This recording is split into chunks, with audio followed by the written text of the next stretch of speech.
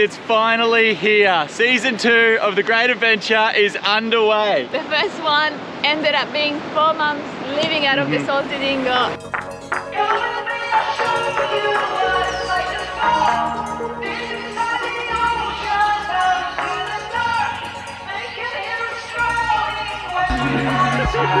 There he is, largemouth nanny guy.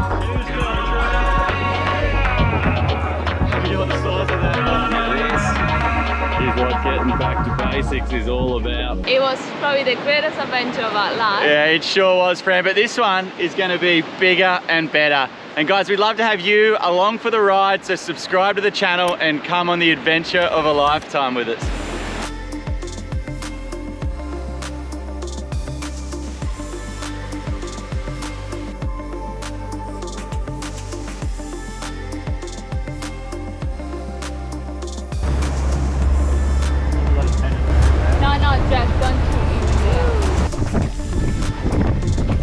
He's gonna hit it, they're gonna hit it, yes! Woohoo! Yes, Fran! That croc's coming straight, that croc's coming in. Holy, look at the size of this thing compared to the salty dingo in the background. Oh, this is huge. We're heading to one of the wildest and most spectacular places on the planet. But to get there, we've got to tow the salty dingo literally across to the other side of the country, which is a bit of a mission in itself. Of course, we're going to be filming all that, and there's a lot of great places along the way. So the plan is, over the next couple of episodes, we'll be able to share them with you. And then, if all goes well, we'll then launch the salty dingo and head off right off the beaten track for a fair period of time. So fingers crossed it all goes to plan. If not, it's going to be some entertaining viewing. So I hope you guys enjoy this as much as we do. We'll go through the wastelands, through the highways, till my shadow turns to sun rays, and on we'll go through the wastelands, through the highways. Check this out, we're at the top of this oasis, looking down on a couple of little waterfalls down here, and it's just, we're in the middle of the desert and there's this little sanctuary of water. What a special place. I'm coming.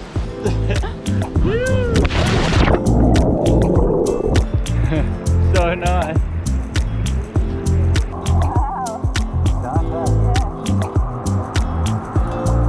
Big jump. Waterfall.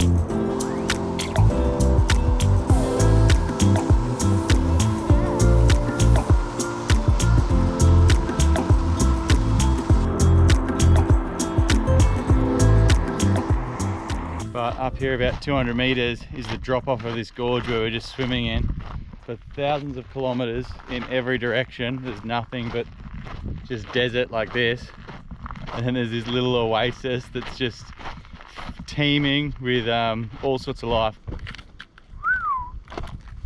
How's that for a view, Fran?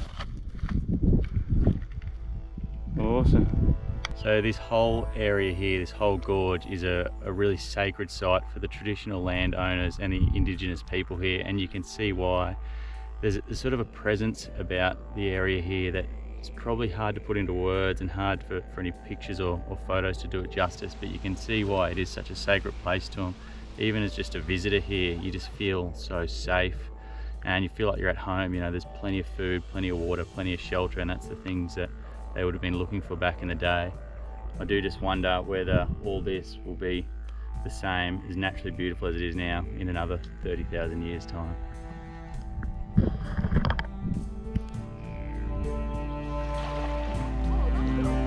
Get it?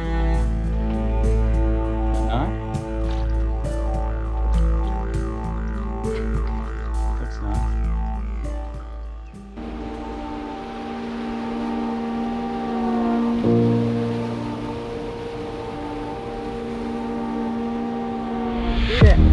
Salty dingo thought he was back at home in a bit of water. Got it? So excited.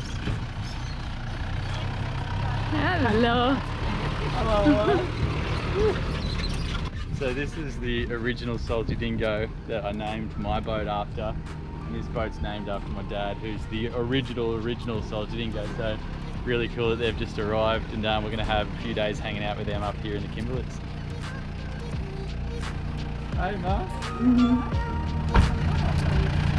Last night.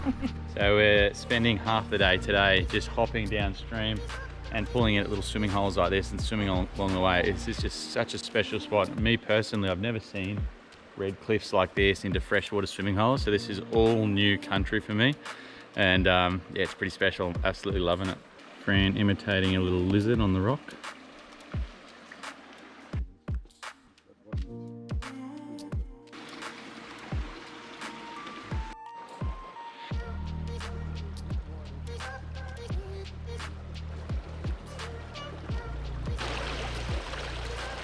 Just heard Dad cooing a bit from downstream, so we're gonna go see what he's so excited about.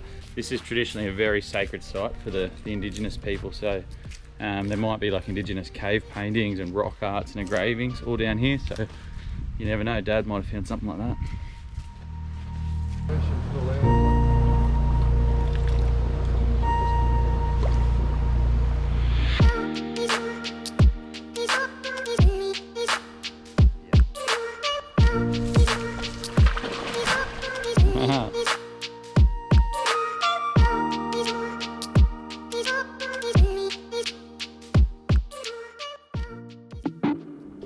A big part of this trip that I'm really looking forward to is the Barramundi fishing, especially with Dad here. Some of my best memories growing up are fishing in remote places for barra. And we're also looking for any excuse to put the boats in, as it's a great way to get off the beaten track and see some more beautiful places and wildlife.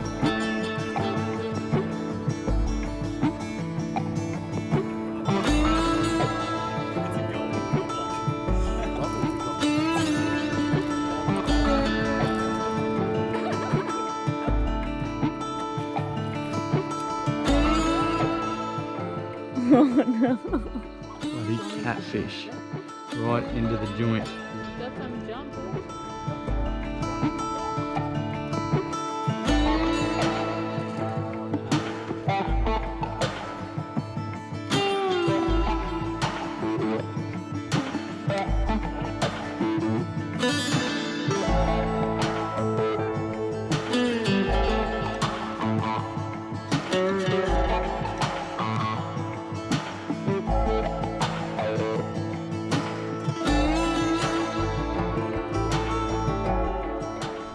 So we managed to catch our first barramundi of the trip, but it wasn't the big girl we're hoping for. So tomorrow morning we're heading out to explore a new section of the river.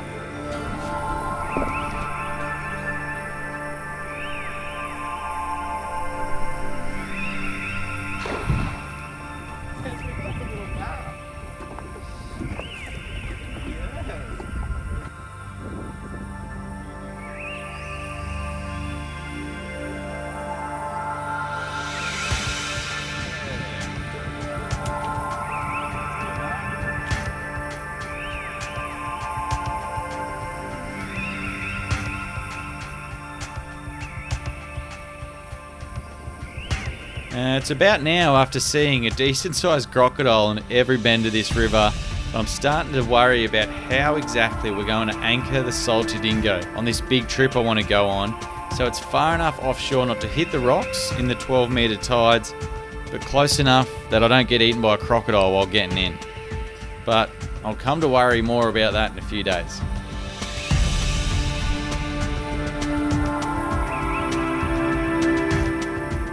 Our first sighting of the iconic boab tree is an exciting sign that we're getting closer to where we're planning on launching the boat on this big trip, and also makes a great washing line. I hope this leads to a freshwater swimming hole at the base of these big rocks.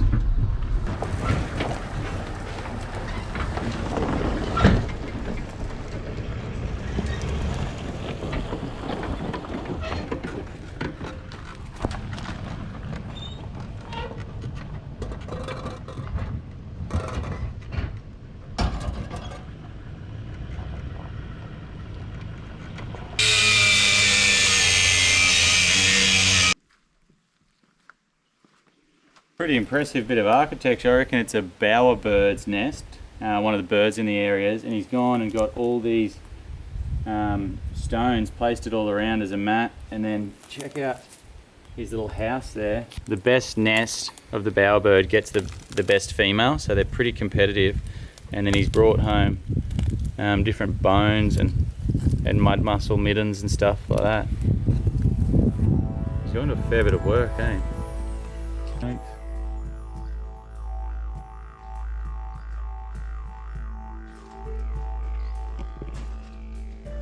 Life experiment.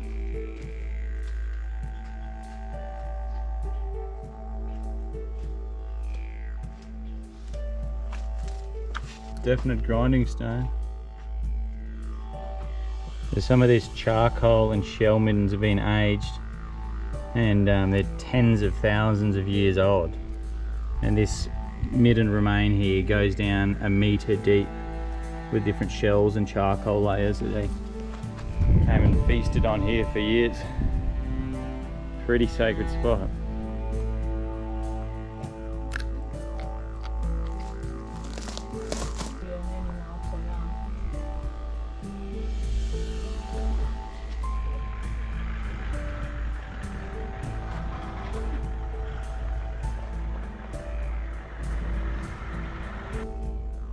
But the track's getting a little bit rough for the dingo here. I don't have the clearance to get through, so I've had to unhitch. It's turned into the desert dingo as of late. Look where it is. Poor bugger's lost. He's just craving a bit of salt. Some big gorges behind us. We're gonna unhook here, and we've got a couple of Ks to get to the campsite till tonight, so hopefully we can get down there without any other mishaps and have a swim before sunset.